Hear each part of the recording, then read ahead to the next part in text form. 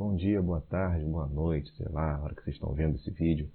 Eu hoje apareci aqui para dar um posicionamento que é muito importante, hoje está uma discussão absurda sobre isso, que vale muito a pena para se você é ou se você tem menores de idade, em idade escolar, na sua casa, que é a questão da volta às aulas. Que ninguém define nada, ninguém decide nada, ninguém sabe se deve voltar, se não deve voltar. E aí eu vim apresentar aqui para vocês algumas questões, levantar alguns pontos, apresentar outros, para que a gente possa enriquecer um pouquinho esse debate aí, para a gente ver se vale a pena voltar, se não vale, se você vai querer mandar seu filho independente de valer ou não. E aí é o ponto de vista de cada um.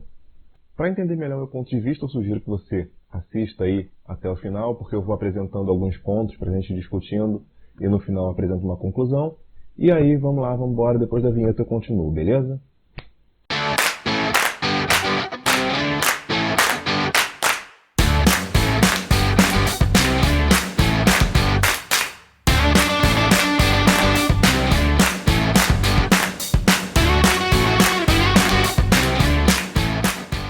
Eu fiz alguns apontamentos aqui, então de vez em quando eu vou estar olhando para o caderno só para eu não perder a linha do que eu estou falando com vocês aqui.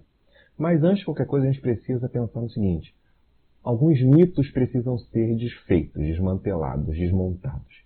E o primeiro deles é o de que professores não estão trabalhando, ou estão trabalhando menos.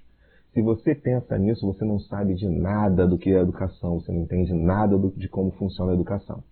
Primeiramente, que as atividades que seu filho leva para casa, que seu filho tem recebido em casa, não nascem em árvore. Alguém precisou produzi-las para que seu filho pudesse receber, fazer essa atividade, entregar na escola, enviar por e-mail, seja lá como for. Então elas são produzidas por alguém. Por alguém que está em casa, assim como você confinado com crianças, pode ser também com filhos, com seja lá quem for, e vai estar ocupado com algumas atividades. Mas quanto a isso, a gente também não precisa levar em conta, porque nós estamos falando de vida profissional, então vamos pensar só na vida prática, para tornar o discurso incontestável. Vamos lá. Primeiramente, uma aula que antes esse professor demorava cerca de 1-2 horas para produzir, para preparar, para organizar, sabendo que, caso qualquer coisa desse errado, se algum aluno não entendesse direito o que ele estava querendo dizer, essa coisa toda, ele estaria ali para poder tirar a dúvida, para poder resolver. Ele levaria, como eu disse aí, por volta de 1-2 horas para preparar uma aula razoável, uma aula comum. Hoje em dia ele pode estar levando o dobro do tempo ou até o triplo, porque ele precisa garantir que o aluno, sem a presença dele, vai entender aquilo que está sendo entregue para ele. Então, ele precisa de um cuidado muito maior na seleção do material, na seleção dos textos, na seleção de como ele vai escrever as questões, como que ele vai apresentar aquele conteúdo. Tudo isso vai levar um tempo muito maior para ser produzido, uma vez que ele sabe que não vai estar lá. Pô, mas aí, faz o seguinte, então, produz videoaula que é muito mais fácil. Outro engano. Se o cara resolve produzir uma videoaula para repor esse tempo, para produzir essa aula, para passar esse conteúdo, aí sim que ele vai levar muito mais tempo. Porque entre resolver organizar questões de roteiro, o lugar onde ele vai montar o equipamento, se ele tem esse equipamento, como que ele vai fazer, iluminação, tudo isso e mais a edição, ele vai levar aí, 4 vezes mais tempo, principalmente porque muito raramente os professores estão acostumados a mexer com esse tipo de ferramenta. Foi uma coisa que caiu no colo dos professores e agora eles estão tendo que se virar. Nós, estamos tendo que nos virarmos, né? Porque eu também sou professor de sala de aula, sou professor de português, como todo mundo sabe. E eu estou me vendo às voltas com isso, eventualmente. Pô, cara, mas aí meu filho de 10 anos consegue produzir um vídeo, montar um vídeo profissional lá do jogo dele em menos de meia hora, pô. Você tá querendo me enganar como? Cara, pega esse seu mesmo filho que monta um vídeo tutorial, seja lá o mais fantástico e mais didático possível, de qualquer jogo de videogame, de qualquer série, de qualquer brincadeira, qualquer coisa que ele faça, pede para ele organizar um vídeo didático de conteúdo, que precise de uma sequência de aprendizado. Quando um professor que não está acostumado com essa realidade se dispõe a fazer isso, ele está se expondo profissionalmente, então não pode haver erro nenhum. Se houver um erro no vídeo dele que ele apresenta para a escola, ele vai ser condenado, sim, e você sabe disso, porque você vai condenar esse professor. Então ele precisa ter um cuidado muito maior. Qualquer erro, ele vai precisar regravar o vídeo. E ele muitas vezes, como eu já disse, nunca foi exposto, nunca teve necessidade de editar vídeo nenhum na vida dele. Então, ele vai levar muito mais tempo. Sim, queira você, acredite você ou não.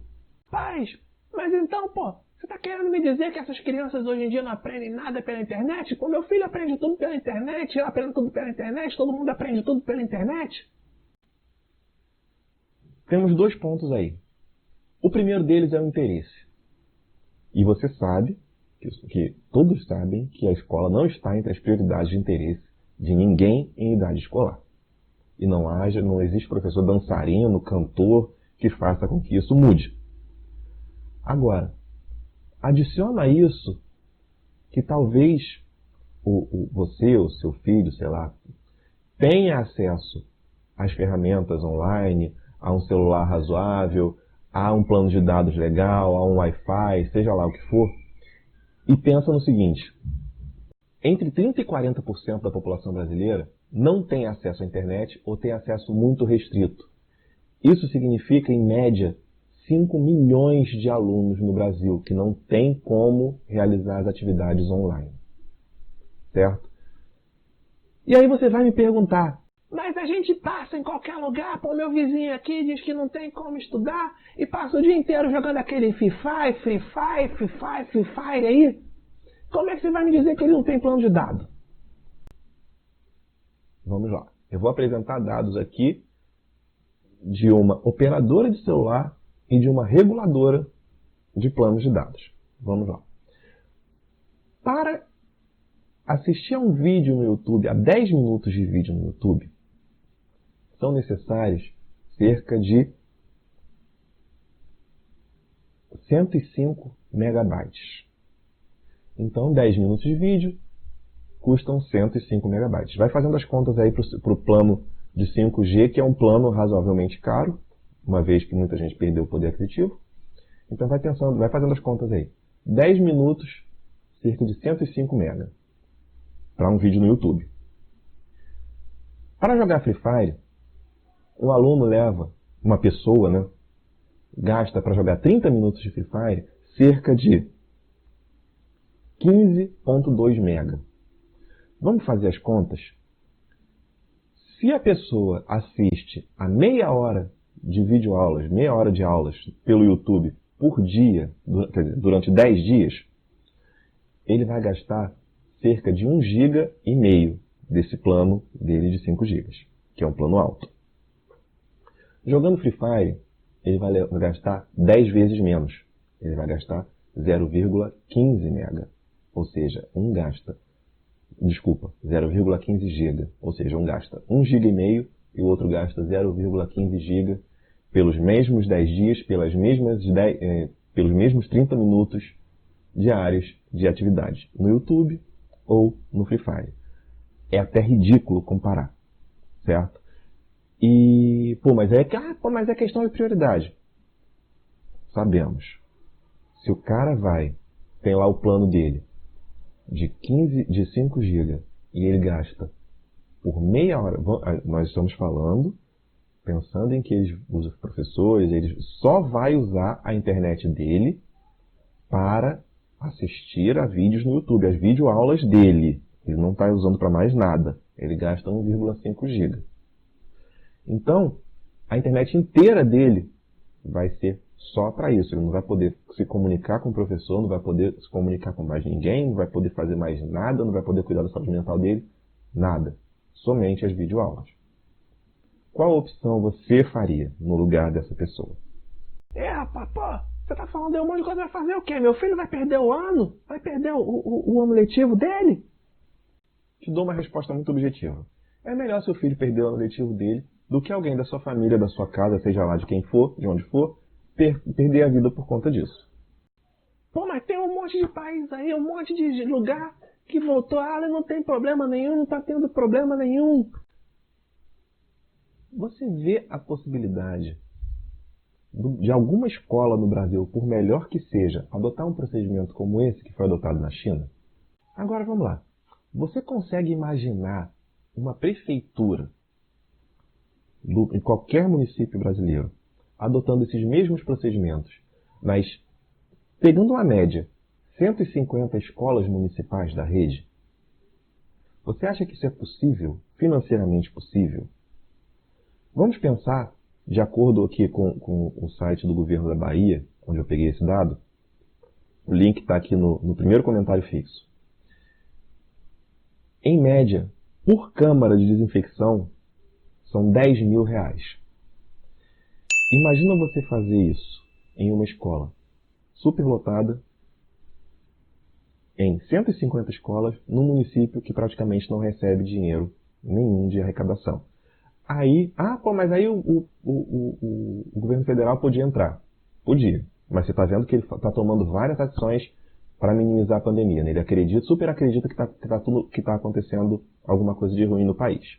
Então, não espere por isso. Espere que seu filho vá lá para ter no máximo uma torneirinha para lavar a mão, um pouquinho de sabão líquido e um pouco de álcool em gel. Não vai ter mais do que isso. Possivelmente você está pensando que todas as escolas particulares vão poder fazer isso. Mas aí você se engana de novo. Por quê? Muitas escolas perderam a arrecadação com isso porque os pais desempregados tiveram que tirar os filhos da escola. Então elas às vezes não estão conseguindo arrecadar dinheiro para pagar o salário dos professores. Você acha que elas vão ter mais R$10.000 assim para tirar do bolso e instalar uma câmara de desinfecção? É um sonho seu, né? Isso se a gente não parar para pensar que o Brasil é o país no mundo que tem a maior média de alunos por metro quadrado em sala de aula. O que significa isso? Você manter o distanciamento entre alunos em uma sala que tem, 20 alunos por sala, é uma coisa. Aí você pode escalonar, você pode fazer tomar algumas medidas aí. Agora, se você faz isso com uma turma que tem mais ou menos 35, 40 alunos, pensa isso no tamanho de uma escola, começa a se tornar inviável. E relatos já indicam que os alunos estão respeitando algumas orientações somente dentro de sala de aula, porque do lado de fora eles estão se encontrando, estão se abraçando, estão se beijando, estão tendo contato, falando perto, estão criticando, estão zoando aqueles que estão de máscara, não estão acreditando que está acontecendo nada. Então, é seguro isso? Aí vai do seu juízo de valor.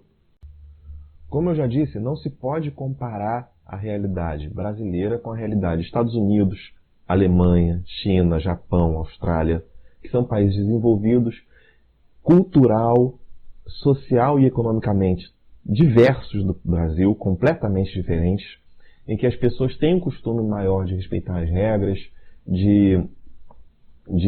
eles têm condições de se manter independentemente de algumas questões de afastamento social e essa coisa toda.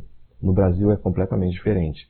Tirando a relação dos transportes, que é horrível no país também, tanto transporte escolar quanto transporte público, e aí quem está saindo para trabalhar sabe muito bem disso, não dá para comparar com esses países.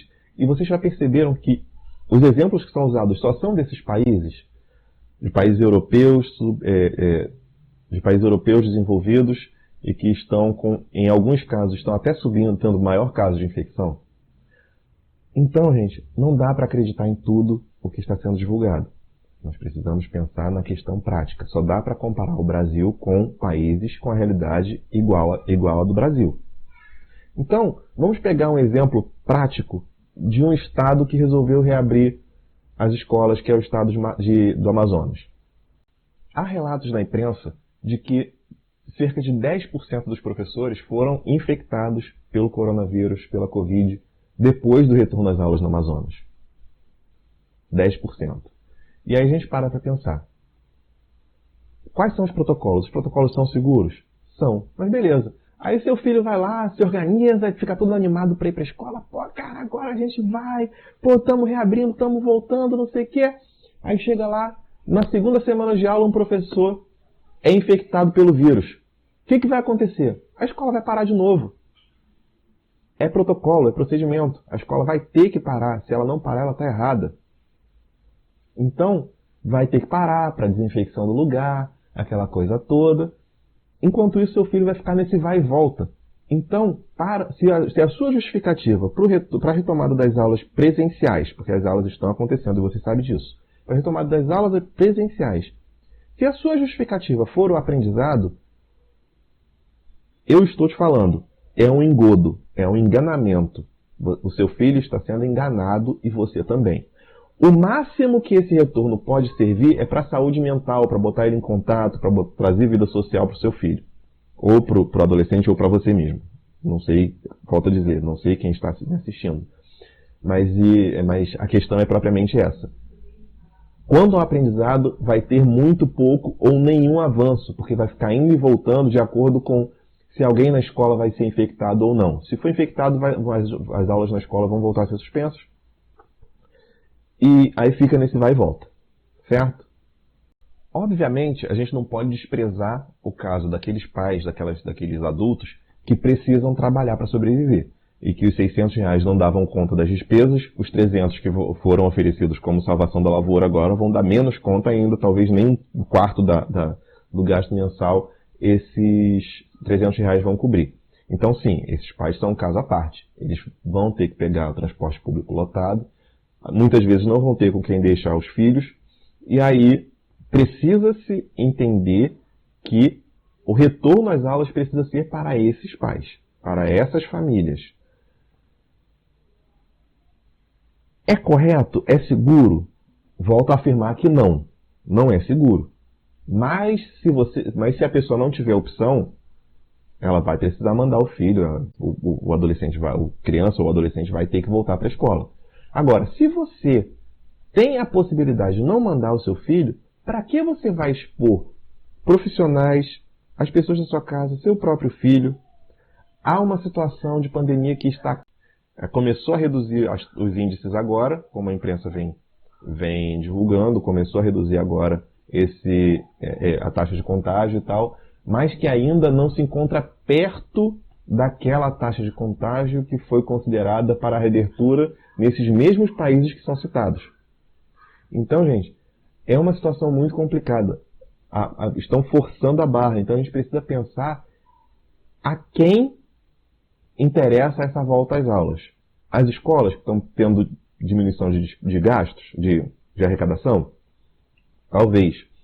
Aos governos que estão querendo bater no peito agora na época das eleições, dizendo que peitaram a Covid e reabriram as escolas, que foram os mais eficientes em controlar o vírus? Não sei. Não sei a quem interessa isso. Certamente aos alunos não é, tirando a parte de saúde mental, porque de aprendizado ele não vai ter grandes evoluções. E também não é aos pais dos alunos, em geral, porque esses vão estar expostos a uma contaminação, certo? E aí, eu acho que eu trouxe alguns dados aqui, eu vou deixar alguns links com reportagens, com notícias, com alguns números aqui embaixo, nos comentários fixos, e aí você faz seu julgamento, deixa seu comentário aqui com o que você achar, com a conclusão a que você chegar. E é isso aí, gente, vamos lá, vamos superar isso tudo, todo mundo junto, vamos tentar ficar em casa o máximo possível. Um grande abraço e nos vemos por aí nos próximos vídeos. Valeu!